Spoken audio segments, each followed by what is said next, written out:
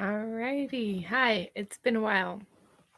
Uh, I I've been wanting to do this talk, but I've been really busy, and so I scheduled it for the daytime, so that it'd be a little more fresh.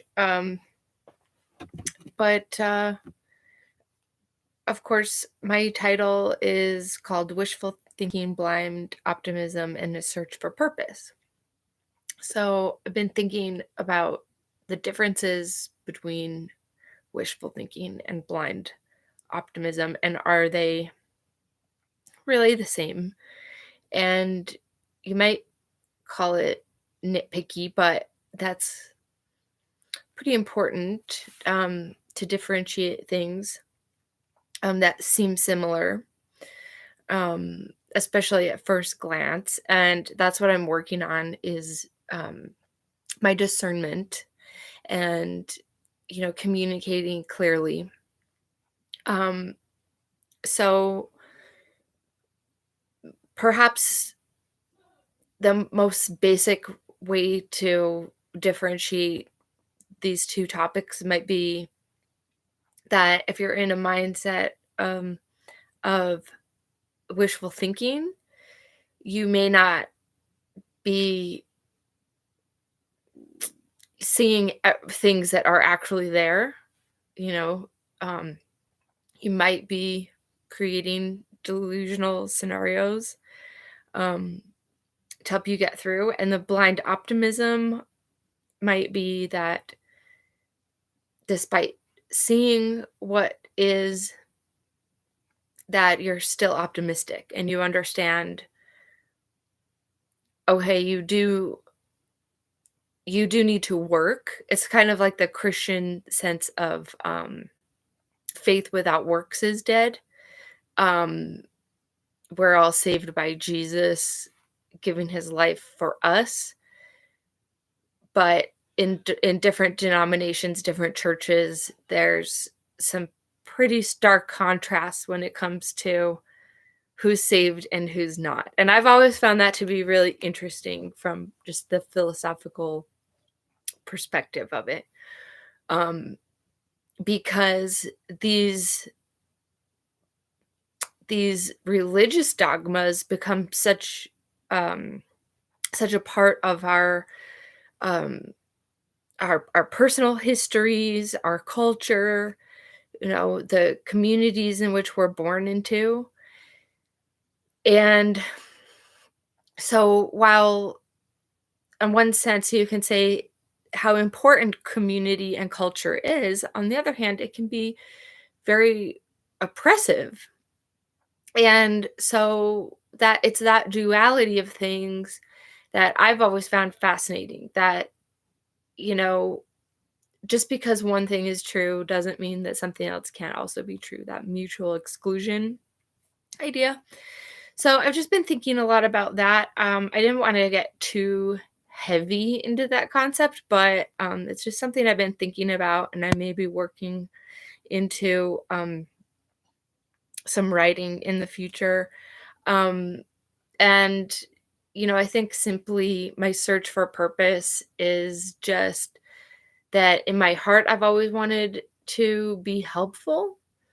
Um, but at the same time, I want it on my terms, and so I can be selfish. And um, going back to the heavily debated arguments of someone like Ayn Rand and the virtue of selfishness, and when is it important um, to give freely?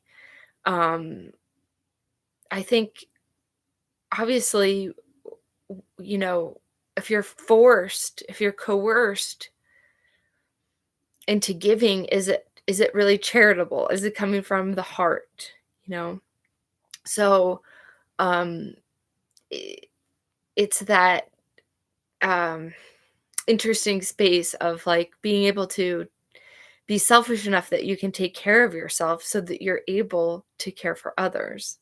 And I just I can't stop ideas, when it comes to, uh, the world in which we're living now, where all of our divisions just seem to be, um, heightened.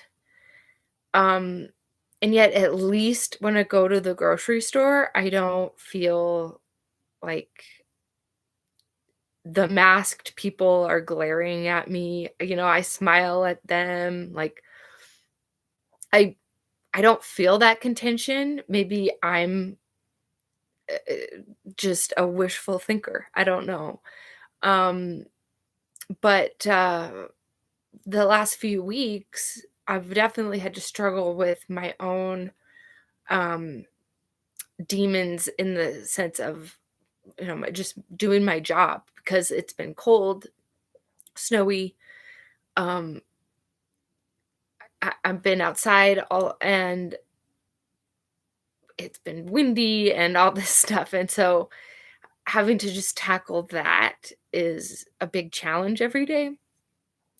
So I have to talk myself up, and I think if if you're in a situation where you know you're going to experience a lot of different weather, the best way to be prepared for that is to have the right gear and to be prepared mentally to be a little bit uncomfortable, but bring along, extra clothes just in case so that you could change, you know?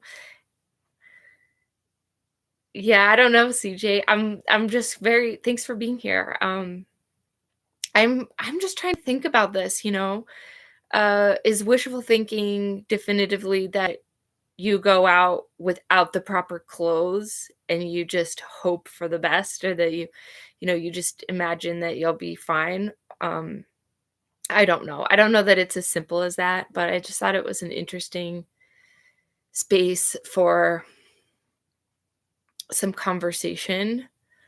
Um,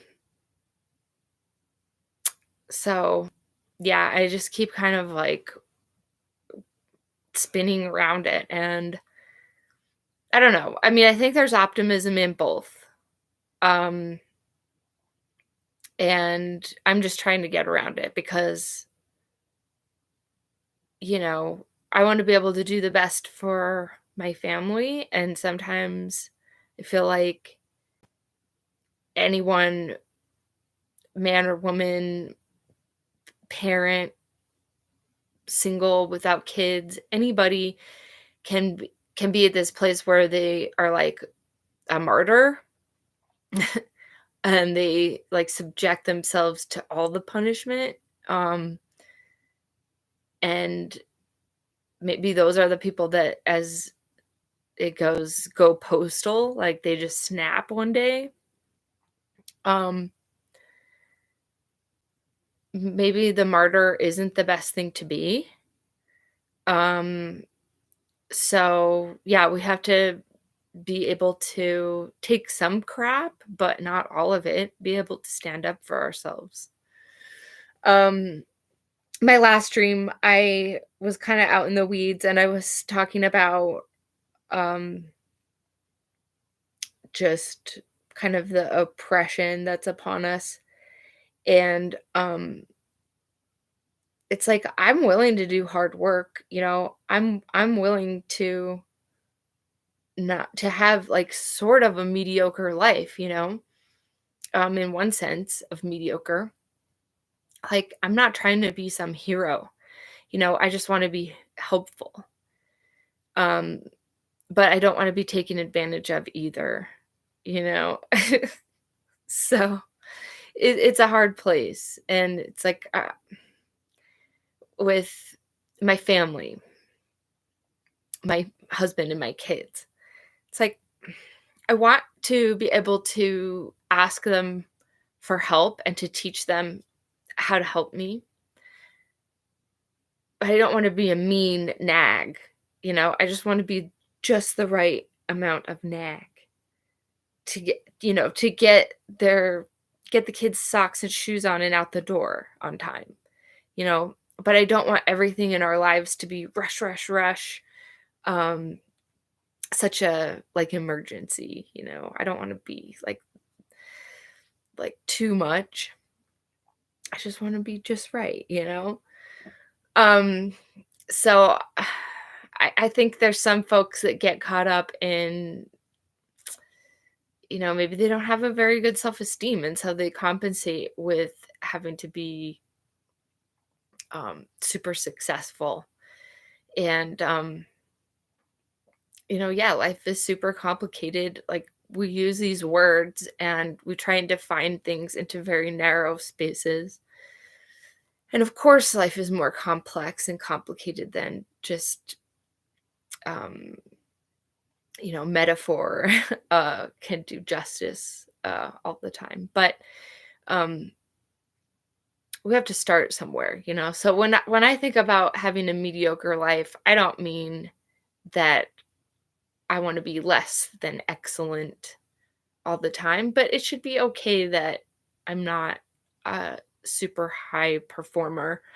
Um, I do well at my job as best I can, and I still have a sense of pride in it, even though others might judge it as super menial.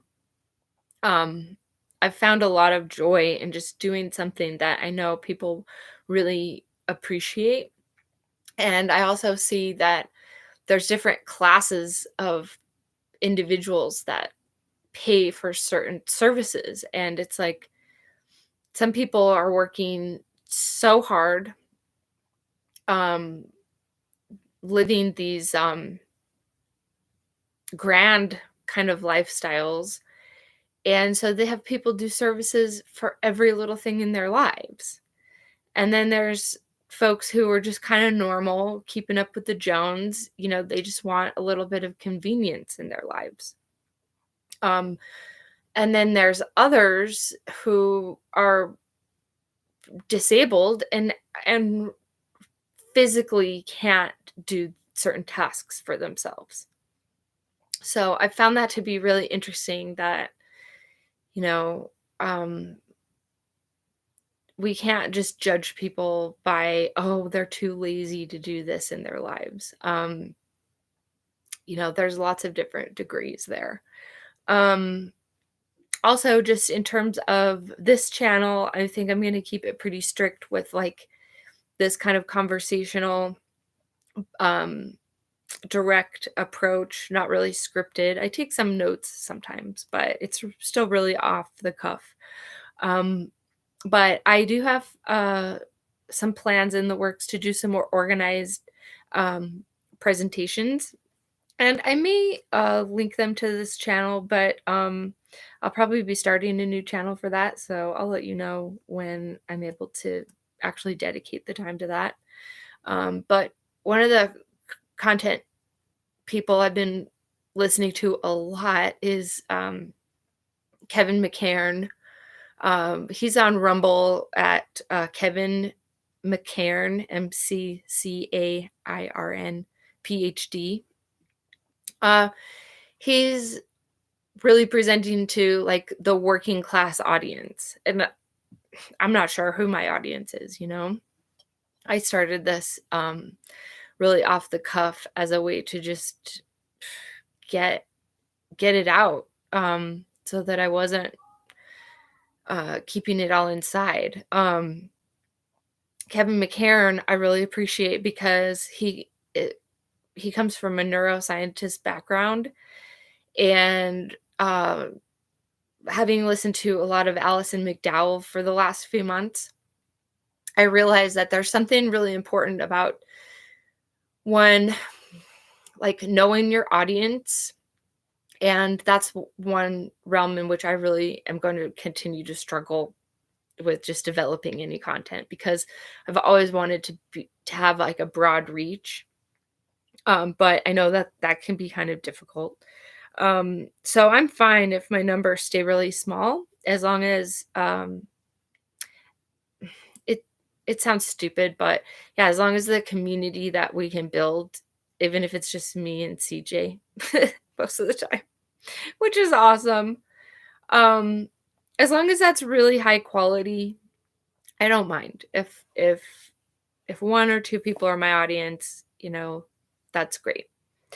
Um, But what I realize is, yeah, that authenticity really matters, and the ability to recognize where you were wrong and to see where, "Oh, I've worked into this system, I fed it in a way that I don't really like," and, so these people come out of their, maybe they're whistleblowers, maybe they just have certain expertise in a field, and so they're willing to break through, um, a lot of the noise of criticism, um, to get to the real story, and sometimes we do need experts for that. So that's why I appreciate Dr.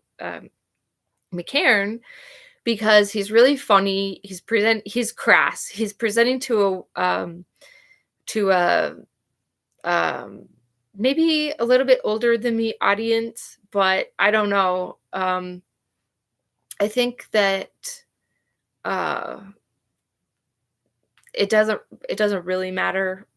But I've been listening to a lot of people that are older than me because um, I want to understand things from certain experts, from certain points of view. And I think a lot of people in their 30s are still kind of stuck. We're raising our families, we're just trying to pay our bills. I think we're kind of stuck in that wishful thinking mentality because we don't want to recognize that the system that we've grown up in has been really like every pillar of our society has been hijacked. All of our history has been mm, obfuscated. Um, it's been Disney-fied. Um, it's been made to look really cutesy and clean. And that's not how history is. So I like to listen to older people because they're more jaded, cynical. They see through it, but they have the life experience to uh, to defend those positions. Uh, that's why I respect the whistleblower, because they've been in the system and they have to take great risk to step out of it. And I'm sure some people use it as like some kind of means to make names for themselves, sell books, stuff like that. But I think there's some genuine people that are just trying to get information out there. And so uh, Dr. McCairn, he's come out of this um, calling out for example, the covert moral bioenhancement, the technocracy, those kinds of topics, which I came to learning more about through Alison McDowell, but also just the whole SARS-CoV situation the last few years. And I feel that this online journaling, although I seem maybe sometimes neurotic and narcissistic or whatever you might say about me, um, this uh, this whole process has been really important because I've been able to track who was I following, who was I reading, where have I come uh, uh, from in just, I think I started these in February. So in just 6 months or so, you know, what was my leap from listening to one side of the story to another? And it's been pretty far. Um, and I really appreciate it because I'm the kind of person that wants to understand, well, where did I make the mistake? Where did I take the wrong turn? Let's backtrack. I'm not afraid to say I messed up. A lot of times, um, I figure that we're trained to lie and we're trained not to admit our mistakes because that's when people jump all over you and you know, they trash you because you made a mistake, but you've got to just admit it first. Like you can't be afraid of that backlash because it's really only the jerks that are going to come at you once you've been the one that's been forthright, that said, "I made the mistake. Like, I'm coming clean. It's not because I got caught in a corner that I'm coming clean. It's because I really wanna solve the problem," you know? And that's different than the kind of backpedaling or, excuse making that we disguise as, apologies. Like, the perfect, example of the day, just to kind of date, this video, is the FTX, uh, shit show. And it's crazy because this guy is being called out. It's not like, CEOs, of, Coinbase and, others and kind of high profile positions in the industry, like, they're not giving him a pass. Th they're surprised he's not in jail yet, and he's allowed to go on an apology tour. So, um, I think those kinds of apologies are hollow. I don't think that you can make any excuses, um, when you're running, such shade. Um, but I've messed up plenty, so I'm not really one to judge others.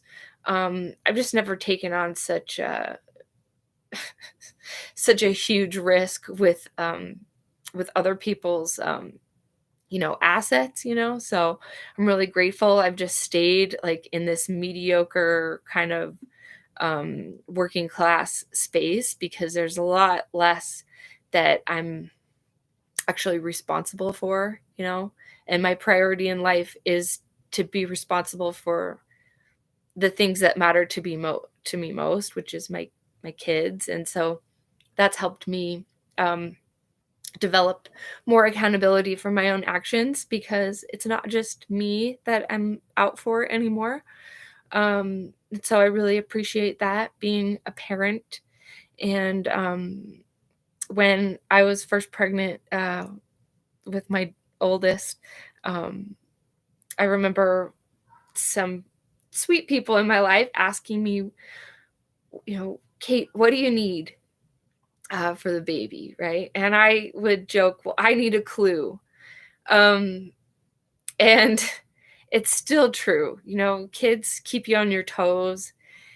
And if you're honest, it's the most humbling thing ever because you feel so stupid sometimes.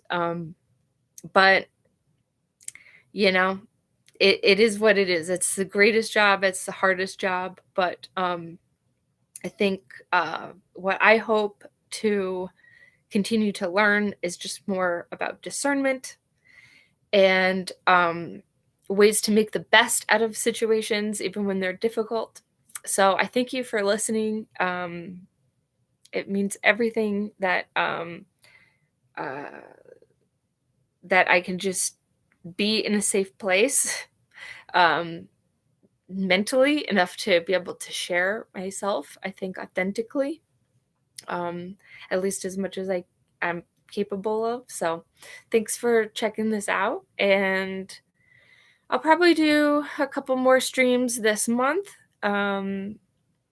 So stay tuned for that. I'll try not reschedule them for 2 weeks straight. That was really bad, but it was a really hard uh, couple of weeks working out in the weather. So hope you're all well. Let me know if you think there are differences between the wishful thinking and blind optimism. I'm kind of trying to collect these different ideas from people. And yeah, good to hear from you, CJ. Thank you so much for being here. You're um, by far the most, you know, engaged person in my lives, which is awesome. I appreciate that more than you can even know. Being that, this is such a small little adventure in video journaling. So thank you again. And if you are willing to leave a comment, that'd be awesome. Uh, and we'll see you soon. Thanks. Enjoy the rest of your Sunday, folks. Bye.